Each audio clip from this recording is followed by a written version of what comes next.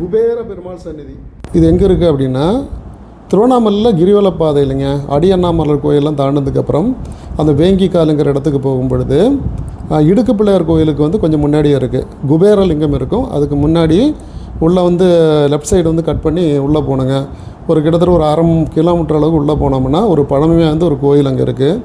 அங்கே வந்து பெருமாள் வந்து பார்த்திங்கன்னா உங்களுக்கு திருப்பதி ஏழுமலை மாதிரி ஒரு காட்சி அளிக்கிறாருங்க. குபேர பெருமாளாக காட்சி அளிக்கிறார். திருவண்ணாமலை வந்தீங்கனாலே உங்களுக்கு சிவா, விஷ்ணு, பிரம்மா எல்லாத்தையும் கும்பிட்டு ஒரு ஐதீக சக்தி எல்லா கோயிலும் அங்கே இருக்குது. 3 கோயிலுமே நல்ல ஒரு பழமை வந்து இந்த கோயிலுங்க. நிறைய இந்த கோயிலில் வந்து தல புராணங்கள் நிறைய இருக்குது. கொஞ்சம் படித்து பார்த்தா உங்களுக்கு நிறைய விஷயங்கள் உங்களுக்கு தெரிஞ்சுக்கலாம். கோயிலை பார்த்திங்கன்னா இரவு வேளையில் தான் நாங்கள் போயிருந்தோம். மெயின் ரோட்லேருந்து கிட்டத்தட்ட ஒரு 1/4 கிலோமீட்டர் பக்கம் உள்ளே போகணுங்க. போனோம்னா இந்த கோயில் உள்ளே இருக்குது. உள்ளூர் மக்களுக்கு எல்லாத்துக்கும் தெரியும். நீங்கள் யாருக்கிட்ட போய் கேட்டாலும் அந்த குபேர பெருமாள் கோயில் இப்போ இருக்க சொல்லுவாங்க. ஆனால் வெளியூர் மக்களுக்கெல்லாம் அதிகமாக யாருக்கும் தெரியாதுங்க. இப்போ நீங்கள் கிரிவலம் வந்து பௌர்ணமி அன்னைக்கெல்லாம் போனீங்கன்னா இந்த இடத்துக்கு போய் பாருங்கள். பெருமாள் தரிசனம் பண்ணிட்டு வாங்க. நல்லா அற்புதமான இடங்க.